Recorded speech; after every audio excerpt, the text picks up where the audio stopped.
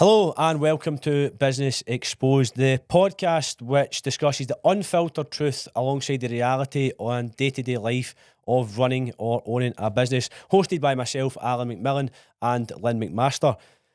Today's guest is Scott from Shore Wraps. Now, you might not know Scott personally, but there's a good chance that you'll have seen most of his work out on the roads. He is the driving force behind Scotland's leading vehicle branding and car wrapping company, and Scott has made a serious mark in that space. From eye-catching wraps for well-known brands like the Cannon Run, EcoTune, We Restore Alloys, and even my co-host Lynn's monster truck at TX Properties. He's involved in some really big projects, and the quality and design is absolutely unbelievable. So, as always, we would appreciate if you could like and subscribe on whatever platform you're listening on, and if you can share with as many friends and family, colleagues possibly, that you think the podcast would be relevant to. So, as always, sit back, relax, and let's get right into it. Listen, we'll just kick off then. Where Shore Wraps originated, where did what inspired you to do what you're doing, really? So, we've been Shore Wraps, myself and my business partner Chris, for 8 years now. From that, we worked together before. Right. Very much my background is not this at all. Right. Okay. So a bit of background of me, I actually have a degree in architecture. Right. Went to uni, did all that, came out when the construction industry was on its backside. And the other side of me is very much like my background and growing up has always been around the kind of motor trade, automotive stuff. Right. So that's my big passion. So it kind of worked hand in hand. Chris and I met, good bond there, over time. We worked together for 7 years before Shore started anyway, so the relationship, knowing that we could work together, was always there. Got to a stage where we were working before, we couldn't really push the passion side of what we were doing. Right. Saw in Scotland that it was lacking that high level kind of thing for wrap sides. Right. Very much that we felt there was a gap in the market. So built it up in the background, where we were wanting to be. It's hard, anyone starting in business, like getting the kind of funding or stuff like that behind you, or having folk that will want to actually push with you. Yeah. Especially for something that's quite Niche. Yeah, that's the word. So it's very niche, and that's what I would say, like, when we even started looking for units and things, it was very much, that's risky, don't know if we want to let you in. They classed us as like a motor trade industry. So like we're based in Hillington Park, but Hillington Park were very much like, automotive, we'll put you in like with garages and MOT stations, which we're a clean industry. You'll know that from being in our new premises. Like, it's a clean environment compared to these other motor trade environments. So we kind of pushed a wee bit there. The unit that we got first went well, did us really great. We actually look back now and go, I don't know how we got the work we did for the premises we were in. Yeah. Right. And now you've obviously been in the new premises. Like that was always the ambition, to the end goal. Right. Grow from, it literally started the two of us. So it was myself and Chris that started. So Chris is the kind of graphic design side. He can do all that. I'm not graphic design at all. I'm more the hands-on. Right. And that's from years growing up around cars. Like my mum and dad had a wedding car hire business. Right. So from like 5 up to when I could drive, I was always round cars. Yeah. So that side of it kind of brought me to where we were. The work that I did before with Chris in the last company, we made the jump. And to be perfectly honest, there was so many people said to us, what are you doing? Like, you've got a great job you're working in, you've got job security. Yeah. Like, I've not gone into who it was, but we worked for like a very established kind of company in Scotland that you wouldn't need to worry about your job security. Right. And pretty much made the jump. And even when we left, they're like, he's doing the right thing. But it was purely for the passion side of it. Yeah, I was going to ask what was the driver to make you do the jump? Like, we loved what we were doing, but you kind of lost the end goal. So something that you'll have dealt with us especially is the job satisfaction to the customer. Yeah. So like you've dealt with me on handover and through the process. I would like to say that we ooze that we're so passionate about the job that we're handing over to you. Yeah. And that's what you never got before. Yes, it's not but what other companies are more transactional. churning the opposed numbers to through, I would say. Yeah. being passionate. And that Makes them transactional, doesn't it? 'Cause Yeah. you lose that closeness and relationship, don't you? Because it's all, again, what we've been talking about is building that loyalty. So we get another car, the chances are, because of the experience Yeah. we've had with Scott, You're is not that going to go elsewhere, are you? exactly where we're going to go. And the loyalty is a big thing. We've got, like, from I say the years we've been going, we've got customers that come back car after car. And back to your saying, what made you kind of go into this niche? Because the market we are, there was very much a stigma we felt in Scotland that don't want to wrap my car, it'll wreck it, it'll peel, it'll not last, it'll damage the paintwork. That was all from jobs getting done poorly. So like folk cutting corners, using cheap material, not prepping right, bashing it out, trying to keep it as cheap as possible. And one thing I will say is, we are not the cheapest, but we state that from the start. Yeah. It's the whole customer experience through. You're getting a warranted job, you're getting very high quality design work. Yeah. And that's something that I would say our team, so we've got 2 graphic designers, Chris being one, my business partner, and Gregor in our studio, who that's all he does day in, day out, vehicle graphic design. That's what we specialise in, vehicles. And you'll get customers come in going, I want this, I want that. Sorry, that's what we do, we specialise in it. Right. And that's where we felt a lot of other companies, and it's no disrespect, like sign companies who wrap, like it's diversifying a wee bit. We just do vehicles. Right. And that's the big thing, I'd say. Yeah. And we stick by that. Yeah, a lot of other companies, you're saying, you see them out there on social media now that are doing, they'll wrap this and they'll wrap that, they'll pretty much wrap anything, whereas you're saying, listen, we are the experts in this field, thing. and we'll contain our expertise to this market. Aye, so the likes of, we do cars, vans, boats, trucks, anything automotive. The big thing I always say is we don't wrap kitchens. We don't wrap like stuff in your house. Yeah. Like it's not our bag. Yeah. We could do it, but then you're diversifying off, going, right, folk think we do all that kind of stuff like that. We want to stick to what we do You're best. a specialist in your field, aren't you? That's it. Yeah. Aye. Exactly. Which to us, it allows us to keep the passion of the vehicles is our thing. And it's diversifying within the vehicle market. So that's where, as much as we are Shore Wraps, you will see on social media we now have Shore Wraps and Shore Vehicle branding. All right. And the reason for that is, so likes of your truck's a perfect example. So you've got a customer who you maybe do work on their high-end car, so their Lamborghini, their Porsche, their Ferrari. Folk love that, seeing it on social media. It's a different market showing a branded vehicle. Yeah. So you've got the company side of it, which is Shore Vehicle branding, your truck, the likes of vehicles on the road, trucks, vans, all that. But it's the design side of our Shore Vehicle branding that really pushes us forward, I would say. Yeah. That, the install, the quality of work in terms of the install, that they're using materials that will last. Yeah. We're not here for the one hit. We're here for, as you say, come back for the next vehicle. Yeah. And that's what we felt was missing in Scotland. Like, there was a churn it through, get it out, do another one, and then maybe not see the customer again. We want to build a relationship that you come back. Yep. And I think you've absolutely nailed it, because, I mean, Grant and I have both mentioned your company multiple times, and the thing that got it for me was the customer engagement and the customer satisfaction. Aye. And the attention to detail, and nothing was any bother. I phoned you with something, it was dealt with, it got fixed. There was one wee issue, I think, that we had, and before we even knew that there was an issue, you'd already remedied it. So that's something I do. I really push that, and I'll go into it later when we get to other points. But see, when something goes wrong, put your hands up. Don't hide it. Yeah. Yeah. Like, and that's something that with the whole team. So like, there's 6 rappers we've got.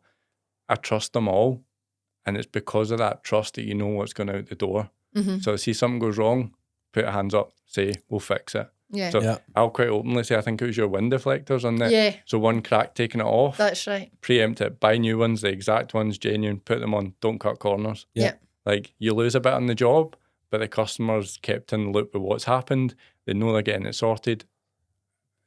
you don't want to hide that. Yeah, I completely agree with you, Bobby, and I'm totally an advocate of that, and I think that's where sometimes people on the other side, as the public, as the customer, need to understand that, see, the end of the day, regardless of what, whether it's your industry, in the automotive, or any customer service industry, right, there's all human beings behind that industry, right? Things and are going to go wrong. Things are going to go wrong, and we're all It's not going a to... machine. Yeah, exactly. And even at that, they'll go wrong as well, right? So hence why I've got mechanics and engineers, So behind that, there is human beings that are going to go wrong. But I totally agree, especially from an automotive background, that and generally people are fine. When you explain, by the way, there's an issue we've came across, right? And this is what we're going to do about it. People are generally fine. Yeah. But as you say, it's when you try and hide it, or you try and or you cover it up, or you bodge it, boom about it, then that's it's not just raises flags, and you just think, oh.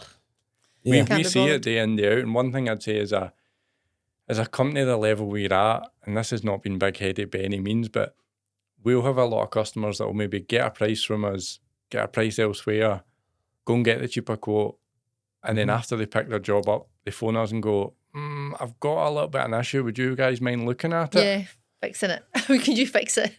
Pretty much. Yeah. And there's been numerous occasions where that's happened. And I feel really bad for the customer because I can see the damage that's been done to their vehicle, the money they've spent, and it's not nice. And that's why, from the type of person and the type of company we are, we do help them. Yeah. Like, because they've wasted money. That's a lot of money when you're getting a vehicle wrapped. Yeah. And that's the kind of thing that we wanted to get over in Scotland. Yeah. Like, try and break that mold of, it's not the thing you want to do. Yeah. Because nowadays, like you'll see on the road, vehicle branding and vehicle wrapping is such a massive part of people's companies. Yeah. The likes of it's social part media. Of the marketing. 100%. Yeah. Yeah. If you've not got it, the way I would say is, it's kind of you're a wee bit behind the times nowadays. Yeah. And that's where people going onto our social media, like as I've said to you, Shore Wraps as a whole, folks see the finished article, but they don't see the behind the scenes of who we are. Yeah. And that's something we probably lack. Folk want to see who's doing the job, who's part of it. Yeah. But you had your open day not that long ago that we went to. So that's good. that was that was successful. So I would say that's something that we are part of the whole giving back to the customer. So folk will go, you're doing your open day just to get more business. That's not why we're doing it. It's not the main reason. That's exactly it's part of it, but I mean, it's seen the bigger whole picture, isn't it? So what did that entail on the open day? We pretty much run a thing called Caffeine Fueled Sundays. Right. From the two sides of the business as well. So what we do is we get a lot of customers back, whether it be business orientated or kind of high-end car orientated.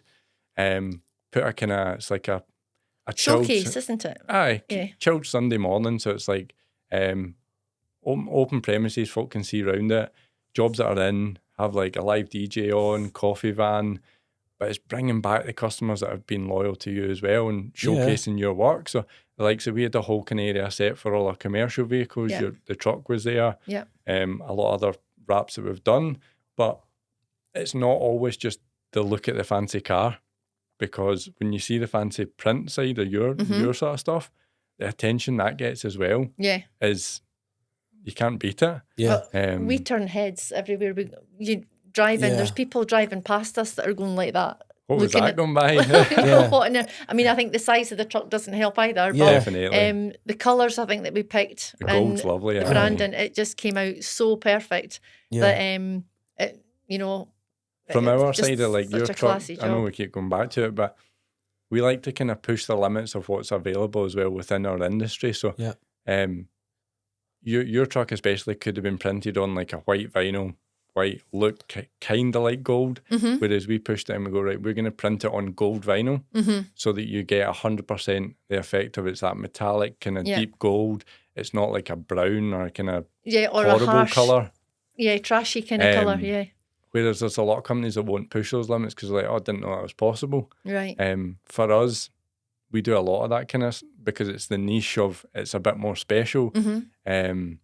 So we had a customer last week travel up from Bolton to get his drift car done, purely because he's like, I love the work you do, I love the design. Yeah. Right. We had a company from the Midlands come up, Midlands VW. They're a kind of tuning and automotive company, because they're like, the stuff you guys do is out there. I love it. We just can't find that. Yeah. I mean, there'll be people, but it's just in terms of they've seen what we do, and they want to be part of that customer experience. journey Yeah. experience. That's the thing. Yeah. Another thing we push is, not every company does this, but from the social side, so when your vehicle generally gets done, we want to showcase it properly. So it's like fully photographed, edited pictures, do a social media post. And we don't promote it this way, but it's good for the customer as well, because it's promoting their business. Yeah. Of course. And that's why we feel it goes hand in hand. Like, Instagram's such a great platform for showcasing it, collaboration with you. We can get kind of followers both ways, back and forward. Yeah. And it really pushes on both businesses, we feel. Yeah. And that's where, like, you never know who you're going to meet. Like today, seeing Billy coming in here, there's so many customers that actually probably link in together that you wouldn't even know. Yeah. No. So it's great that sort of way. I mean, I think it's definitely evident to see when you look at the vehicles that you have done. Yep. It's definitely evident to see that you guys are absolutely pushing like every single boundary possible. Probably mainly in the graphic design element as well. I mean, you only need to go look at your website, and you look at something that See the mix of work. Yeah, you probably, had it not had that wrap or something that somebody else's work would have been doing with that level of detail, it would have just been fit in as an average vehicle. That's and I mean this respectfully. Again, I'm going back to your truck. I mean this respectfully to your truck. I know it's my monster truck, but the first time I met you, I probably wouldn't have had that. Wow, what is this thing you're driving? But that's what you want. So it had a double-edged sword, and you look at, I mean, I looked in your website, there was a transit van, right? Yep. It was just a transit van, but the thing looked like absolutely mind-blowing. Like there's nowhere that van's going to go that won't get that's noticed. not going to get a head turn. So it's evident to see you guys are pushing every single boundary where we possible. I think that's the big thing. So like, we will have customers that phone up and go, I'm looking to get my van sign written, looking for kind of like graphics on it. And again, hands up, I will say to them, or Graham in the office, see if you're wanting just kind of simple cut vinyl graphics. Yes, we can do it, but you're at the wrong place, because we want something that will allow your business to stand out. Yeah. Folk come to us for what we offer, not for the run-of-the-mill, anyone can do it stuff. Yeah. So do you manage to turn those customers round that have come to you just for like a plain and simple So generally we do. So thing? Going a bit into how we work as a business, and you'll know this as well from dealing with us, we turn it on the customer and say, look, okay, you maybe want that sort of route, here's a price point. Mm-hmm. But if you wanted to look at going a wee bit more, here's where it would be. And then that's where it's like, do I want to spend that money?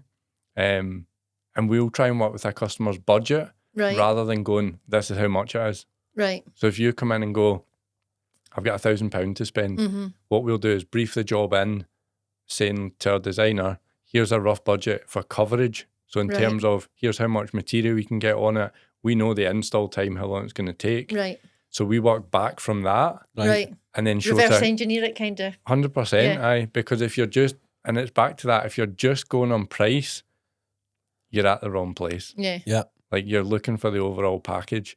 So we'll generally give a customer various options around our budget. Right. And it allows to go, all right, okay, what if I go just under? So there's what I can, and because we're so visual, you can see what you're going to get for your money. And then we go on budget, and then we'll do like here's if you spent a little bit more. And it's not to push to get more money from it. It's to show the customer, here's what you could have. Yeah. If you feel that's if you more invested impacting. that little bit more, yeah. Definitely. And it's their business at the end of the day. So it's their choice. Then it's their choice. Because some customers look and go, it is a lot of money. Like the likes of, if you're doing a full vehicle wrap, you could be what, £3,000? That's the thing. But if you look at that and you spend the money on different advertising, are you getting the same back? Yeah. Exactly. That's where you go, well, look at my, as a business, you'd be looking at their marketing budget and going, ultimately that should be coming out of your marketing budget. If that's what if you're using it for a vehicle branding, then that is, it's not just oh, I've got a nice van and a nice car. Yeah. Yeah. Like you break your truck down over the time you'll have it, and for the money you paid for the wrap. And I know it's getting to the nitty gritty of what you pay per day for. Yeah. But realistically, if you were doing Facebook ads, I always go back to that. They're stinking dear for what you get. Yeah. And are you targeting the right people? That's the thing. So I know you can narrow it down, but you see so many Facebook ads now where it's like, I'm seeing vehicle wrapping from London. Like I never need that down there. Yeah. But the likes of, it's not been targeted correctly, whereas your vehicle will be going round this sort of area. Yeah. The customers that you deal with, when you turn up, boom, straight away, you said it yourself, the wow factor. That's right. Whereas if you turn up in an unbranded vehicle, you might look the part, you might have all the chat, but they'll not remember that. Oh, I mind you turned up in that big truck. Yeah. Like That's right. That's Exactly. like today coming here, I was looking for your truck. Yeah. It's a landmark. Thank God I brought it. For anybody listening or watching, then you definitely want to go onto the Shore Wraps website and take a look at this truck, by the way, Aye. because it is something else. We'll be hearing the truck, but Just 'cause you go don't on and take a look at the truck. If we're not driving about your area, then Yeah. definitely going on the Aye. website and have a look at it. Exactly. Well, it's good for that. And kind of going back to the two sides of the company, like this is very much from a business point of view marketed to the chat of vehicle branding side. But the other side of us is obviously the high-end colour change and kind of protecting your high-end vehicle. So that's where the main Shore Wraps Instagram page would say is orientated round. So likes of colour changes on, say, a Lamborghini or a Ferrari or a Porsche, things that you don't want to paint. And that's where the wrap industry has evolved, that folk are like, oh, I don't want to paint my £200,000 car Right. because it will devalue it. Okay. And that side of it. And that's our clientele, I'd say, is good because that side of it, company owners generally have a nice vehicle. Yeah. Right. So you'll get a kind of double-ended sword of, you'll get their nice high-end vehicle, but you also kind of their vehicles as well for the company. Right. And that's what we kind of build. I'd say we've got a lot of customers like that, whereas they're into cars, but they own a business that's maybe got 10 vans on the road. Yeah. Right. And something we probably don't showcase as much is we do a lot of vehicles behind the scenes that folk don't see, Yes. like kind of fleet work. So like just now we're doing a big contract that's part of Sky. All Sky right. Telly. They were coming to mind because their vans are always, when they've got new movies they out or are. I whatever, know, they're always they're really good. stand out.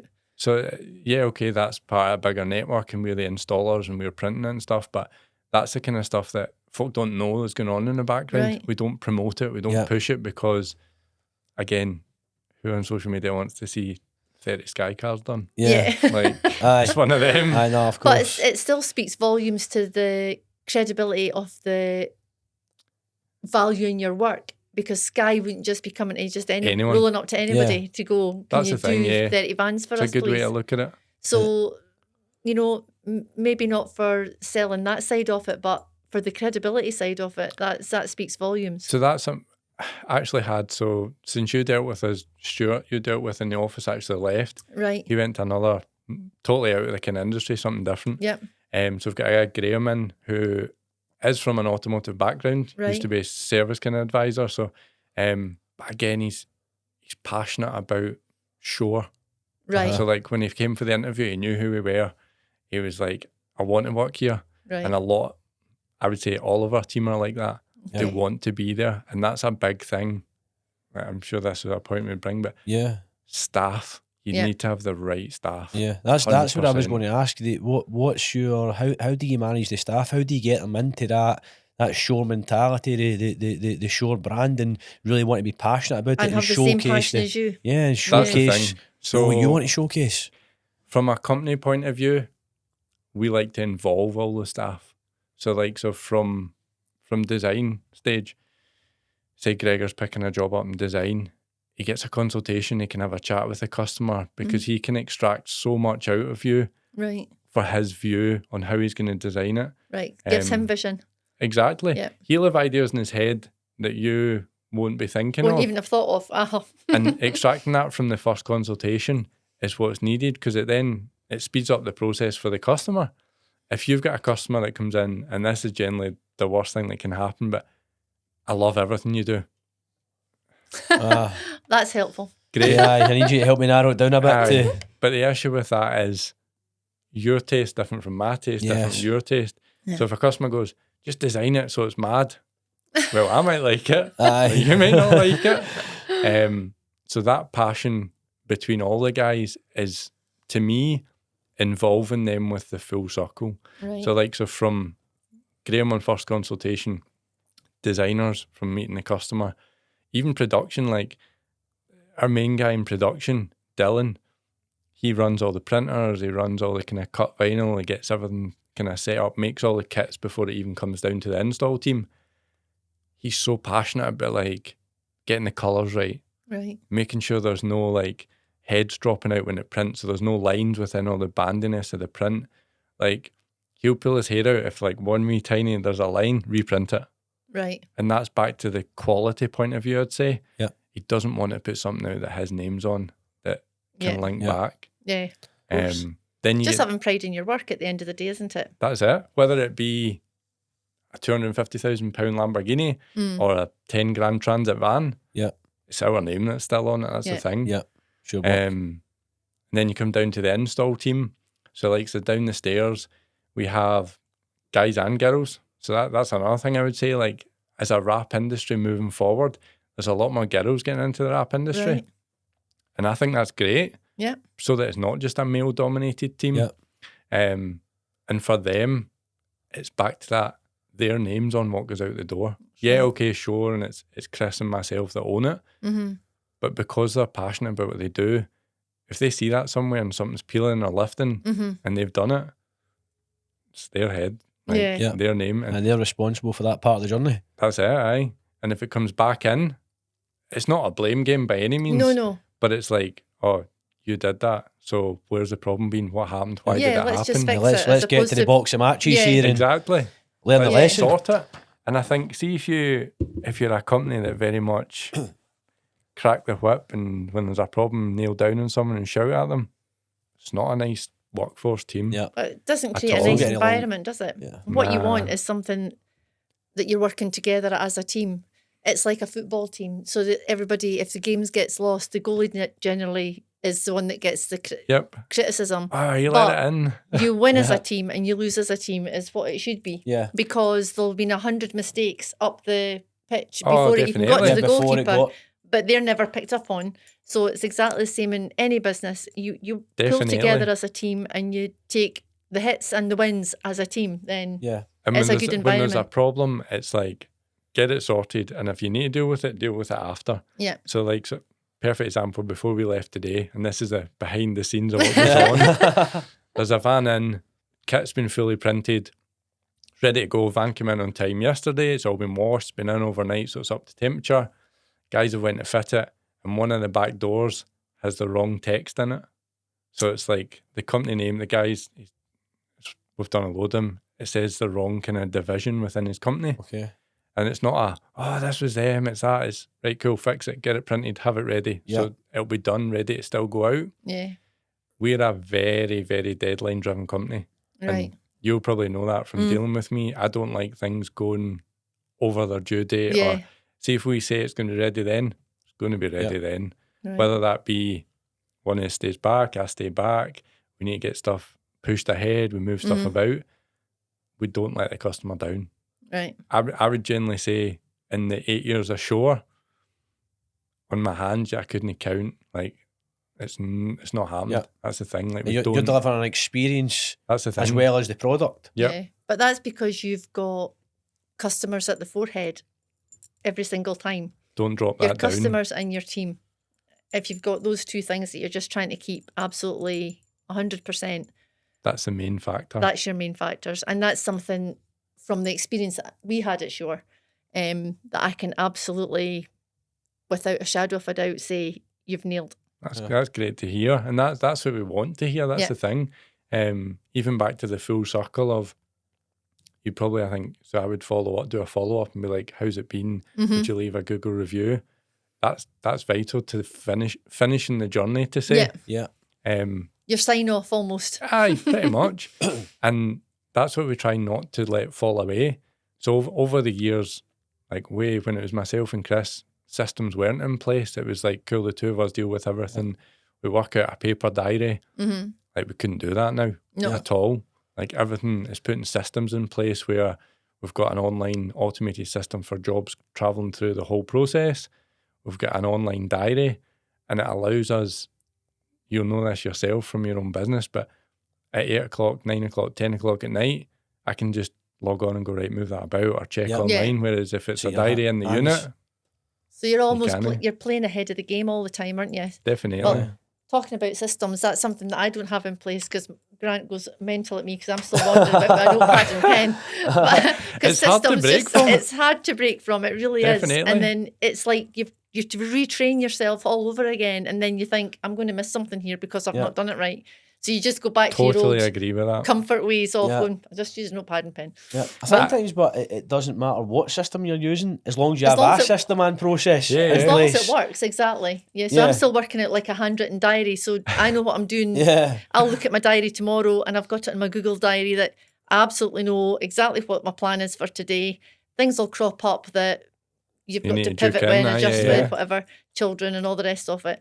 But so far, I've not dropped any balls, so it works for me. Yeah. So I keep having this back and forth argument with I Grant going, don't bro. my notepad and pen works for me. Yeah. So can you just leave me alone with that?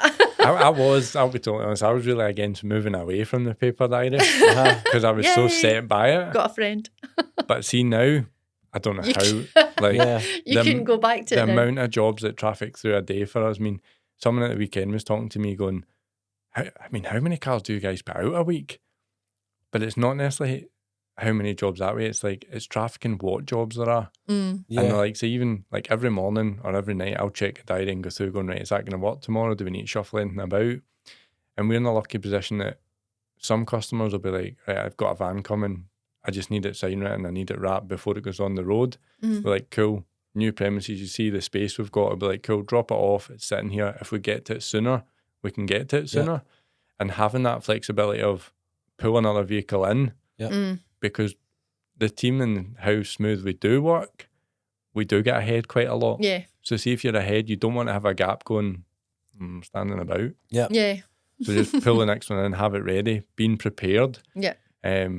Whereas on the paper diary, that's difficult to juggle about because it's like score it out, pencil it, rub it's a that bit, out, a bit move time that. consuming on the volume that you've I think got. having something visual, that's where my Google Calendar. Yeah. And I've got everything colour Use coded. that. Although I use a notepad and pen Yeah. for a lot of my other stuff. Yeah. My Google Calendar's all colour coded, so I know exactly what's marked important, what's less important, what can it's slide not, a wee bit. what can slide into the next day if it's absolutely necessary. So The amount of colours there on there is- probably I've looks like got one of a Scott's system. raps in there.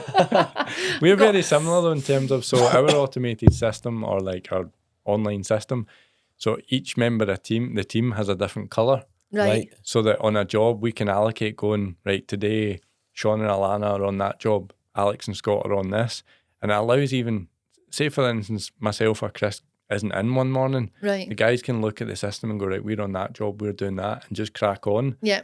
And that's where from the system side of it, you need it. You need it. Yeah. 100%. It means that it can work. Your business, it's all about your business can work without you being there. Yeah, I was going to say that. Like today.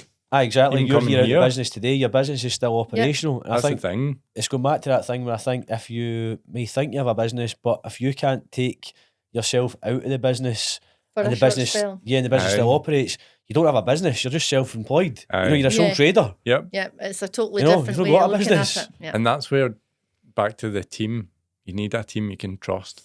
I mean, along the journey of the 8 years ashore, we have had our ups and downs with staff Right. because it's a hard thing to get for us. It's Yeah. such a niche market. Yeah. Mm-hmm. Like we've got loads of folk that inquire like weekly, how do I get into rapping? What do I do? Where should I go? Can I get a trainee role? But it's getting the right folk. Yeah. Yeah. So through the years, we've had like government grant schemes or like kind of council schemes where it's like, oh, we'll put this person onto you. We'll pay for you. It'll be fine. Yeah, it'll be fine. Yeah. They're not the That's a right bit people, detriment. unfortunately. We try it because like we want to grow as a company and we want to try and give back a bit to obviously the community and stuff and the right members of staff. But I would hand on heart say the guys that we have as a team come to us because they want to work with us. Yeah. Yeah. They chap the door. They followed us for years. They're like, I want to work there. Yeah. Right. And that's what makes the team we've got now, I would say. Yeah. Yeah. A A lot of the other ones, the schemes that you'll be talking about, will be a tick boxing exercise to get somebody Yes. that's Unfortunately. being disruptive in school. Let's just get them, give them somebody else's problem for a Aye. fortnight, see how that, and see if it Yeah. works or it doesn't work. Even the That's likes of difficult. we've actually just taken on a new trainee last week. The best outcome we've ever had until we had 38 CVs in. We narrowed it down to 7. We interviewed 3 people. And then from the 3, we've taken on a guy, Lee, used to be a painter and decorator. But to me, he's hands-on. He's got the detail kind of side of it. Yeah. Young 19-year-old guy. And that's kind of like a critical age, I would say, where they're going to see what their career is. Yeah. Yes. You can shape them either way, kind of thing. I mean, our team's really mixed. We've got likes of from like early 40s down to 19. So Right. we all work well together. From a wrap point of view, starting in the wrap industry, like even I would say starting at 35, if I was starting now, I would say it's quite late, because if you think 10 years down the line, you're grafting away, you're on your knees, you're cleaning vehicles. Yeah. It's so labour intensive. Yeah.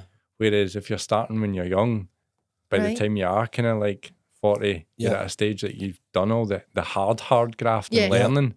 And you're more doing the teaching for the new team stuff, coming in. Yeah. Being able to like pass on all your knowledge. Exactly. And that's something as a company, we do all our training in-house, because so myself and Chris used to train for a manufacturer.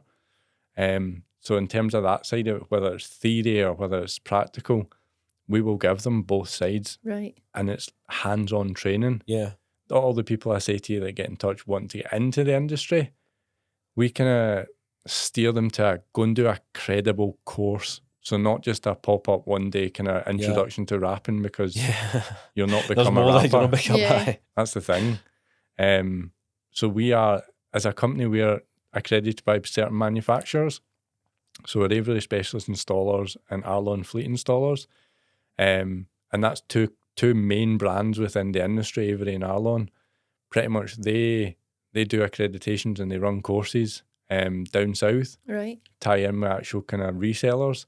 And that's the best way I would say to get into the industry. Do a course, see that it's what you want, because anyone can look on social media and go, that looks great. Yeah. But they don't see the other side of it. Yeah, I was going to say that. I mean, it's all very well, you know, me who doesn't know a lot about that industry. Yeah. You know, it's all very me saying, I would love to do that because, look at the end product, right? But as you said, that's what you're seeing. That's all I'm seeing. But the reality is, how does the product get there? As you said, a lot of hard fucking graft. And a lot of manual labour.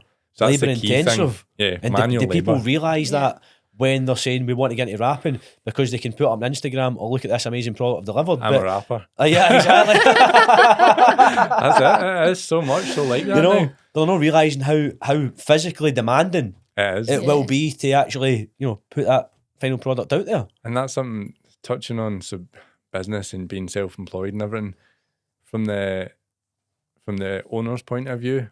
Even for what we do as a rap company and stuff, you're ill or you've got a sore back, you're still grafting away. Yeah. Like you don't go, I'm going to take a week off sick. Yeah, like, exactly. Yeah. You need to keep going. Aye. Nobody's paying your bills. You know, you're not getting a guaranteed income at the end of the day when you're on your own. That's and you need to make it happen and fight for every... And I think moving from being when we started and it was the two of us, me and Chris, I actually remember there was a time, I mean, Chris and I both have back issues.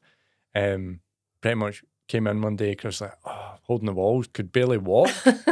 But there's jobs booked in still. Yeah. And I've been in the other side of that. That happened to me like at the start of the year. And you struggle on. You have to. That's the thing. That's it. There's no lying down to it. Nah. You get folk that maybe, this sounds horrible, but they're employed by somebody and they go, I'm just taking a month's sick line. Yeah. We can't do that. No. Yeah. That's the difference. And ultimately, I think, you know, the people that do that don't realise the only person that suffers is a customer, right? Yep. Yeah. And across any industry. Yeah. You know, whatever the product is, if that was to happen to you guys, who's the person that suffers? Right? The customer at the end of the day. Without the customer, you've not got a business. Yep. You know? Definitely. I was going to ask you, personal, you know, a lot of people don't see in business, they just see like, you know, especially what you guys live on. The other side, right? They were all human beings. Yep. We all, you know, experienced death, divorce, you know, all this kind of stuff, right? The normal life Juggling people family, stuff, juggling family life. How do you manage, navigating your way around that space as well without having an impact to your business, or has it? So I would say there's two ways to look at this. your family really needs to be fully behind your business too. That's personally my opinion. I agree. Because they need to realise you're there to providing for them as well. Yeah. And if you're not fully committed to your business, it's not going to bring you in what you want. Yeah. Like you're then kind of going back to the employee. One rather than serves the other, employer. doesn't it? Yes. And touching on that, so I've got 2 kids. I've got a 2-year-old and a 5-year-old. And I always remember back to when Chris and I were going out on our own, and I'm saying to my missus, I was like, are you actually behind me though? Because see when we make this jump, you need to be behind me. And see if you're not, we're not doing the right thing then. Did she realise how much of a commitment it was going to be? So when you were having that conversation, she was like that, yeah, totally, yeah. But then when you were in it, did she actually realise, wait a minute, it's 8 o'clock and he's still not in. Home? Why is Suzanne gets that a lot. did that become a problem, or was she absolutely fully committed? So and I going, think having... Not that I'm slating your wife here, by the way. No, not at all. I'm sure I'll love her. She'll not want to watch this. She's got a few cringe against, like, oh no, you're not doing that. You're safe then, there's no... I think, like, pretty much she's always known the way I've been. Like, even when I didn't work for myself, I'd quite happily work crazy hours. Right. Like, for the company I used to work for, I wouldn't mind going in early. I would go over and above. And it's the kind of person that I am. Yeah. Even out with the work in the business. So I'm a very automotive person, and cars are my total hobby. So the likes of, I'll work. So we're 8 till 5. That's our normal shift. So I'll try and be in before 8, and I'll generally always be there till 6 or after 6. So I try and get home for the kids going to bed. That's my criteria. That's your limit. But if something happens and it's out with, sorry, I'm not going to be home for them going down. Keep it in the loop. And you do hear that, not again, like that kind of way. But you kind of, as a partner of a business owner, you need to understand that, I would say. Yeah. Having a support network, the other side for kids, I'd say, is a good thing because, I mean, my wife's she's an accountant. She pretty much has a job that's demanding as well. Right. And this is pretty much going right deep into it, but she knows that her job will slip before mine. So she's like, I will leave because I'll need to go and get the kids. Whereas I'm like so customer orientated that it's like, your I've job got a will job come going first. out. Yeah.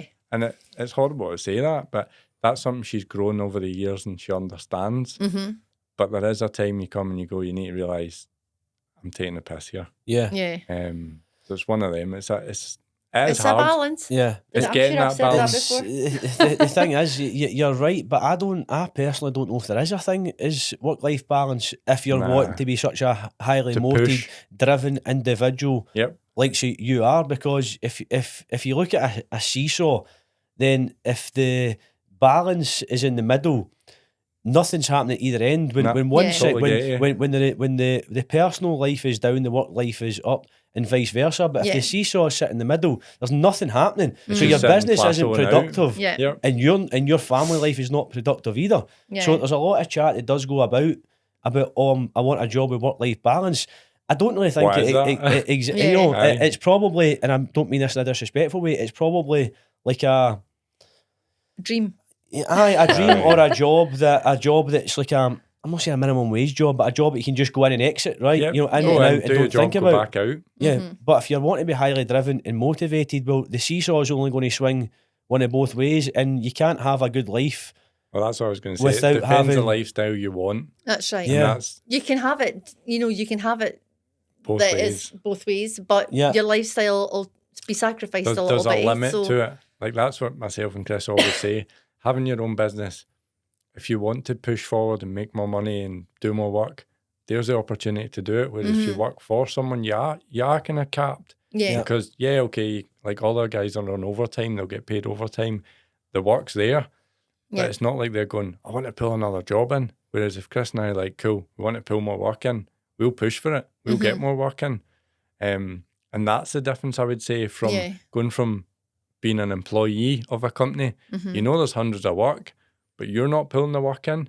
Whereas if you're the employer, you're like, no, we're pushing, we're going harder. Yeah. And that's what's brought us to obviously our new premises, a bigger premises, having more staff. Yeah. But your team have also invested in that as well, because, they see they see the standards that you've set yourself and that you're not willing to drop. Aye, And 100%. they'll also, as an employer, you're obviously quite appreciative of your staff, you know, Aye, and so that works hand in hand.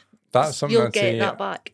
as a company ashore, right, we try to give back to the guys what we can. Mm-hmm. So it might not always be financially, right, and Yeah, I'll be it honest doesn't with have that. to be though. But the likes of, so because the guys are involved and into kind of automotive stuff and motorsport, so we have a shore track car. We go to track days. The guys can all use it. Right, Like it's a shore car. right, They can drive it. They don't pay a thing. They don't pay for the track day. They don't pay for the car. They don't pay for fuel. They don't pay for maintenance. That's all Right. covered. And it's good advertising for us because it's a network when you're at a track day Yeah. of people who have got businesses or like other customers that want their car wrapped for their track day. And that's something we've only bought in the last year because we're like, you know what, that's a nice extra for the guys that are interested. We go to Knock Hill. It's a full day kind of thing on. It's a business expense, which is good. Yeah. But it's also, it's given back to them as an enjoyment factor. It's a win-win-win, isn't it, really? Yeah, Yeah. definitely. And it's team building, it's showing Team that building's you're a big thing, I'd say. Yeah. you're invested in them as much as, and as I say, that comes back in loyalty because they see that see you're what they're invested putting in on. them and that they're important to you and you're treating them that way. So I think it's getting the balance between knowing the guys that are with you and the ones that are not. yeah, So again, through the years, we've had folk you think that are, Mm. and then you see the other side of them, unfortunately. And that's all part of business, I'd say. Yeah. absolutely. You're yeah. never going to You're gonna get come someone across that's that. 100% with you the whole time. You need Yeah. to think in the back of your mind, what if they might leave? Yeah. Yeah, And it's having, like, the big thing for us, see getting another trainee in, it's building up you can help here, but when someone's off sick, you've still got a member of the team. Yeah. yeah, Or if someone's off on holiday, you've still got another member of the team. yeah. You're not like, oh, I really need to scale my work back because X We're down person's one. off. Mm-hmm. Yeah. It's a bit different, I would say, when, say, one of the, like myself or Chris are off, there's obviously that the push isn't there as driven as much. And if the two of us go to an event, I would say only in the last couple of years, we've been able to allow the company to still run. Like Right. today even, Yeah. the company's still running fine. Yeah. Like there's work Yeah. still getting done. There's plenty going on. Inquiries are still coming in. Yeah. Guys in the office are dealing with it. We never had that. Obviously, when we started, everything was myself and Chris. Yeah. But as you grow, you need to realise it can't just be yourself. Yeah. Was it quite hard to let go?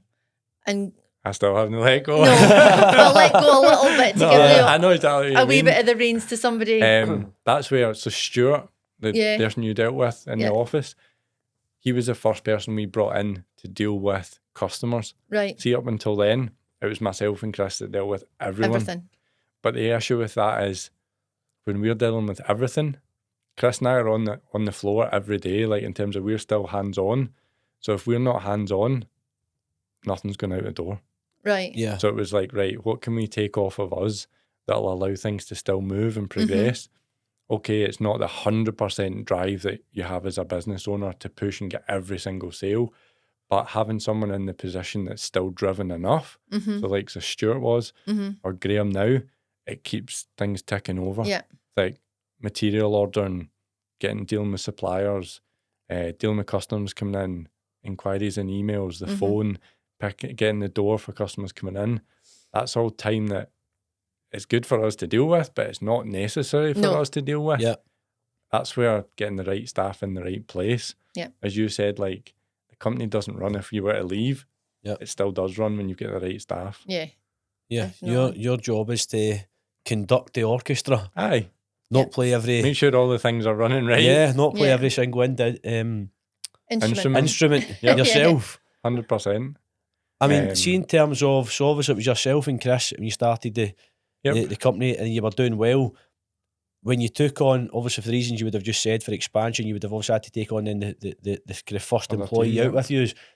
How did you find that? Because in terms of a financial impact, because Yeah.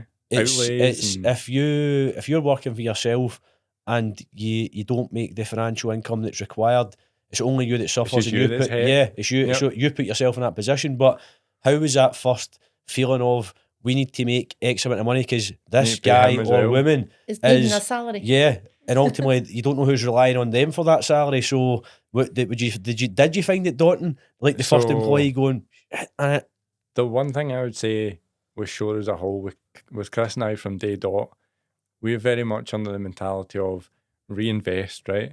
So from a financial point of view, there's tons of people out there that will just drain their company of every penny. We're not like that, and that's what's allowed us to grow. So from day one, we took out what we had to, but not a lot. We had the things we wanted. We sacrificed other things, but grown to where we are, even the premises we're in now.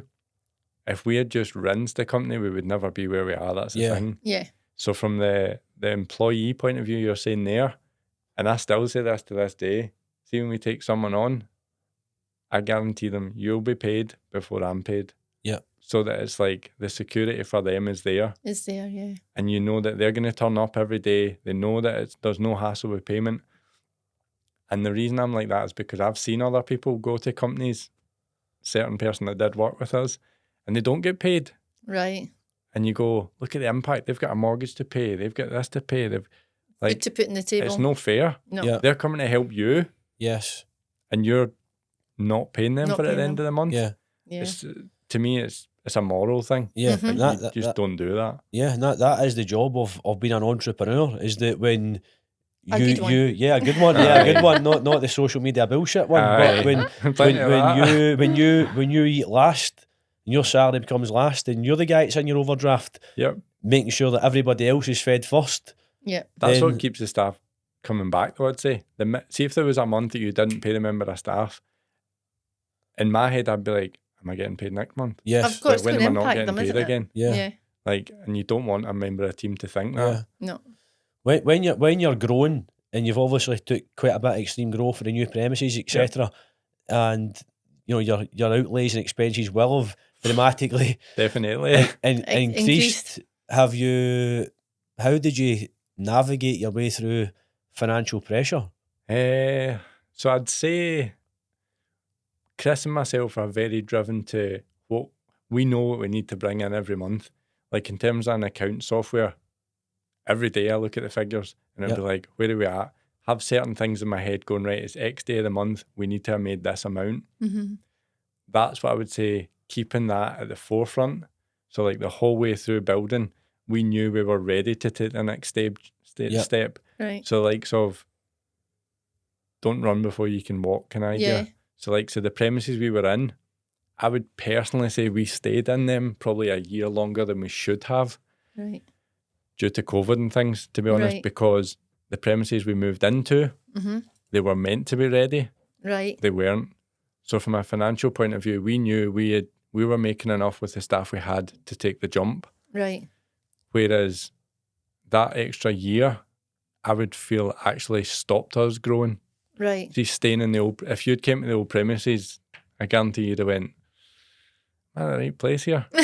And that shows you the customer side that had faith in us, Yeah. because the brand image, the way we promoted ourselves on social media, loads of folk would come into our old unit and go, it's a lot smaller than it looks on social media. Yeah. Mm, But it's how you portray yourself. that's Yes. right. So like, so of all our imagery was like a certain corner in the unit where it was always clean. Mhm. It was a total headache. Like, see, every Friday if you had a job finished, it was like an hour of downtime, because it would be clear the unit, make it all look clean, get rid of the main ramp, put the car in, photograph it.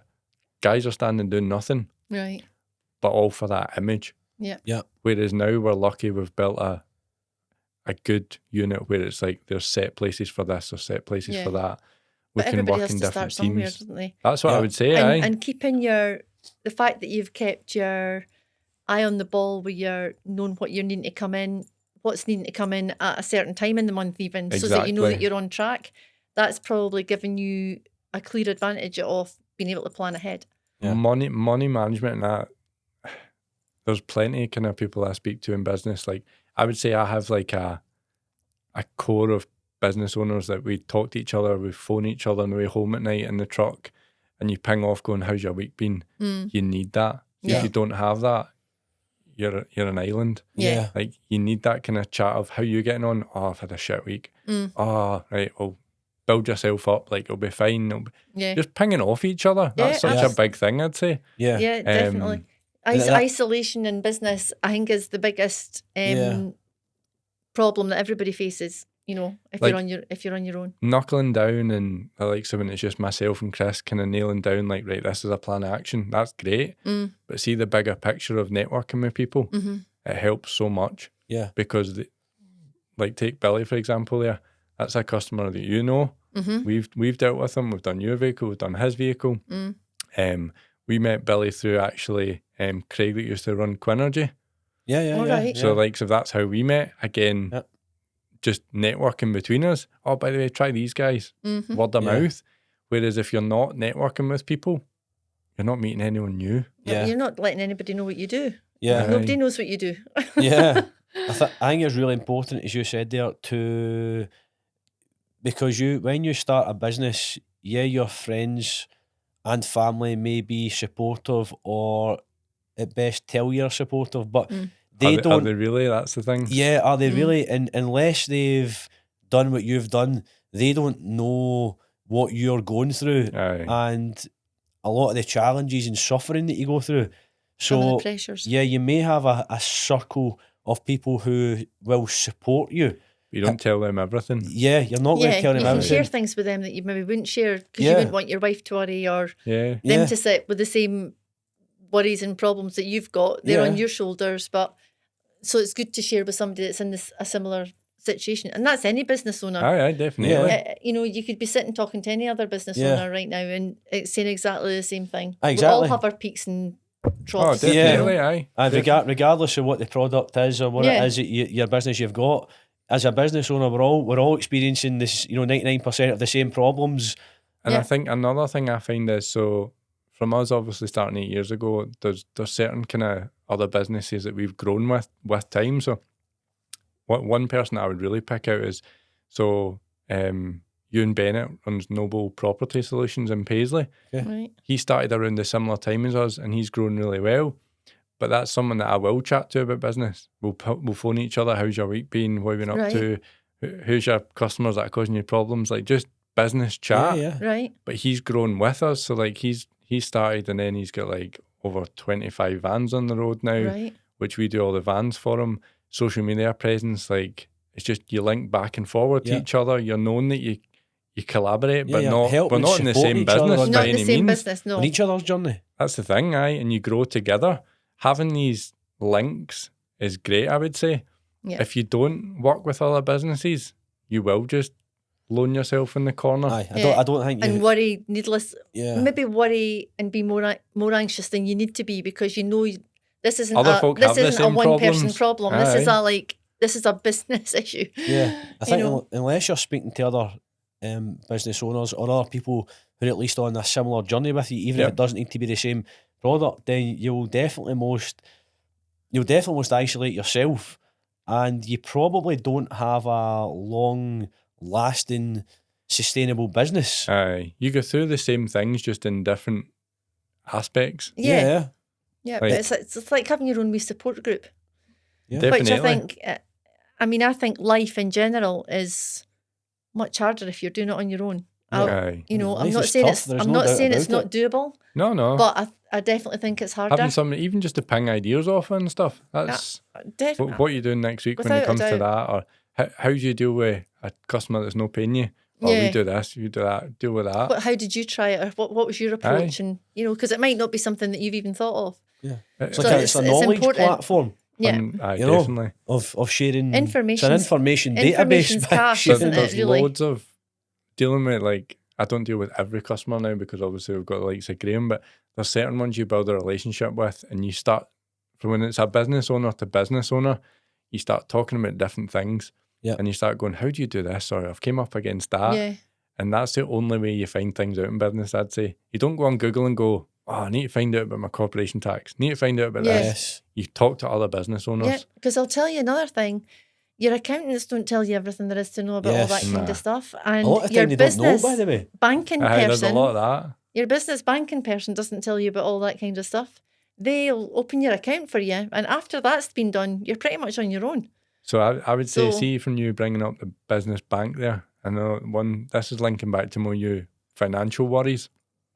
So an experience we had, we bank with RBS, and it was a technical glitch on their side, right? So likes of, it was prove who you guys are as a business. So I had to show that myself and Chris send details over. And the bank side, their system went tits up. Right. And they shut down all our business accounts. But this was on a bank holiday weekend at the end of the month. Oh, wow. And I've got priority key. My thing was, guys need paid. Need paid, yeah. Aye. So that's when you hit the, Oh my shit, days. what am I going to do here? Mm. And it took us a week to get we have a savings account and then our main account that we work out of, and vanished. I remember like saying to Chris, what's going on the mobile banking app? Yeah. Gone? Oh, maybe it's just me. No, it's not on mine either. And you're like, straight on the phone to the bank. Oh, I don't know. Got the run around, wrong email addresses they had, couldn't confirm anything, went into the bank in Paisley. That's one point that you go, what's going on here? Yeah. Yeah. But like, if you think, right, how are we going to pay the guys? Do you pay them out your own savings? Do you pull money from somewhere else? Yeah. That's all that went through my head. Nothing to do with the rest. It's how are the guys Can we getting just paid? please pay the staff? Yeah. That's the thing.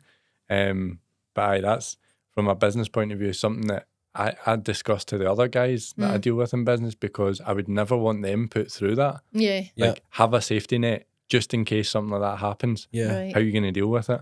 How did you deal with it? You as well telling us. I know. I'm all ears.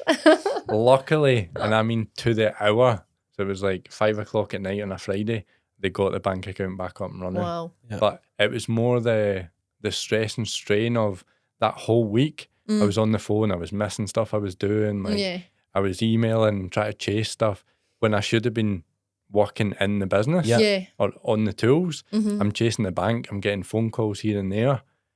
It was murder, honestly. Right. And It must have been a after headache. all of that, they were like, oh, I'll give you some compensation. £200 voucher. Aye. Like what? It Well, doesn't what was equate that to gonna it. do? Exactly. There's probably no amount of conversation they Dear could give you Lord. That's what I kinda said for to the them. experience, for the experience. Aye. Yeah. You know, and the stress that you went through. I was like, you can't compensate for the time I've lost going to the bank on the phone, Yeah. but they don't care. They Yeah. don't care. That's the thing. I know. I think it's as well, and I've seen it a lot of the time in the motor trade. As I said, issues do arise. We're in such a, I mean, I don't know if you've experienced this at all, but we're in such a compensation era that people Just chuck want them at to, Yeah. you know, be financially compensated for the slightest thing. You know, and a lot of Aye. the thing is that the problem that they want solved, they're asking for compensation before the problem's even solved. Aye. What are you going to do for me Yeah. here? Well, hold on a second here.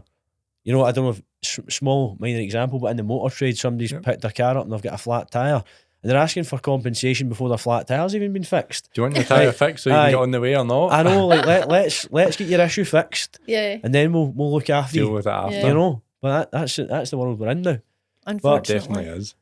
Listen, you've inspired Enlightened me. us. You Yeah. have. An insight. Yeah, and I'll be honest, you have reinstalled my faith in terms of business owners, you know, on the scale which you guys are doing, because it's not often, I think, we come across companies that are so, like, they can tell that the passion is oozing out of you for what you do here. Yeah. And as much as you've got a successful business, you're still happy to be hands-on. Aye. It's very evident that the guys and girls who want to work for you want to be part of that brand, Want to and be it's part passionate. of that journey as well. Yeah. So I would actually like to come Credit, down. yeah. And Come and see you us. can get come. Honestly, I want to, Give because you a tour. it sounds really interesting what you're doing. Really passionate, really motivated. So I'd like to come down. Should me a bring wee the boys tour. along to Aye, their that's what I'll coffee. do. Definitely. Their Aye. coffee day. Bring the kids along. They love their cars. Yeah. That's what we try and have the Cars and Coffee or the Caffeine Fueled Sunday for, so that it is like a family event. Yeah. It's not just for folk that are right into cars. Yeah. Like, literally come, and we've done videos and stuff, you'll see it on social media. It's the atmosphere on the day. Yeah. Yeah. It's build that up. So it's like, oh, I want to go to this open day. I want to be there, not just to see the cars, but be part of it. Yeah. Like the last one we had, you'll see that the whole street was filled all the way down. Yeah. And I never got a chance to get out and see it, but it's when people say to you, did you see how many folk turned up? Yeah. Nah, I didn't. I was too busy dealing with other people. Other That's the people, thing, yeah. aye. The thing is as well, I think when you're doing what you're doing and fulfilling your dream, but sometimes I think that's forgotten about is you don't realise on such a simple level that you could be fulfilling other people's dreams. Yeah. So even from what you're doing just now, as you said, even a wee family who comes along, Be who part are, of it. yeah, who will never be able to sit in a Lamborghini or ever afford a Lamborghini and have one. A wee 5-year-old boy getting to sit in Get a in and see Lamborghini it. and Aye. sitting there, and you know what I mean, and be part of that experience. You're making somebody else's dreams possible. Yep. You've on hit the your nail on the journey. head there, I'd say, because see when you are dealing with that kind of stuff, you get numb to it. Yeah. 100%. Yeah. Like, I remember the first kind of supercars we did get in, and you're like, wow, this is out of this world. Yes. Whereas the cars we work on now, it's like, it's just another one.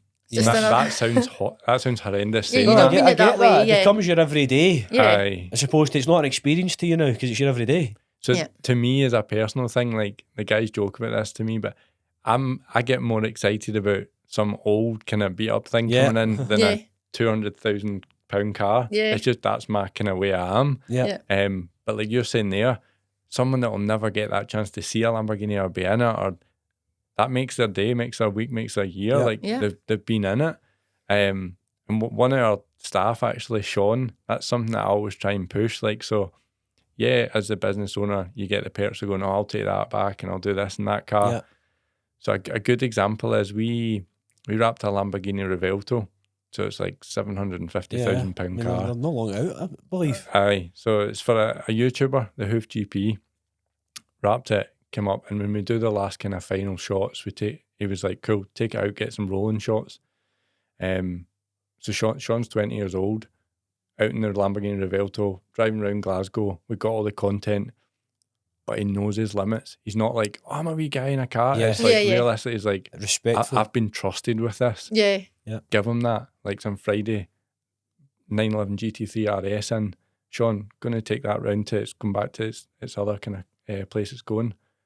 It makes it for him. Yeah. Yeah. And that's back to that whole allow the staff to get the Yeah. enjoyment Yeah, that exactly. you get as well. Yeah. It's also go back to as well that, okay, yes, we're all in employment, whether it's self-employed or employed by a business, whatever it may be, we're all in it because we need money to provide. But that's when it also as well is it's not always about the money No. because, No. you know, I think That's sometimes... a very key point, I'd say. Yeah, I Yeah. mean, you can look at a job and go, oh great, it pays whatever. But especially since COVID, the world's changed a wee bit, then what is the other perks of the job? Exactly. Because you can have a really high salary job with no perks and be absolutely miserable, or you know, maybe a lesser salary job, but you get to drive That's supercars the thing. and you get to go That's to it. track days or whatever Yep. it may be. It's It's making the it whole a nice package. Exactly. It's making it a good package for your Package is the staff. key thing, I would say. When someone comes into us, they get paid right, they get a good package, they're working in a nice environment. That's another thing I'd say. You're not like in a pure dingy old unit. It's Yeah. cold. Like you're coming into a nice place every day. You know what you're doing. You know there's work there to do. You're not coming in going, today's going to be quiet. I'm going to be twiddling my thumbs. Yeah. Yeah, yeah. We don't have days like Aye, that. and a thriving business. Aye, it's not again back to it's not a big headed thing. It's just in my head and Chrissy's head. See if there's a quiet day, you're missing out on something. Yep. Yeah. Like you're not doing something right. There's something not getting done right, yeah. Aye. Yeah. It's one of No. them. On that note, a Fantastic. good way to finish. Let's bring it home, and I'll be sure to come and down and see Aye, you. definitely. Yeah. Very good. Thanks very Cheers much, for your Scott, time. for Listen, coming mate, in. thanks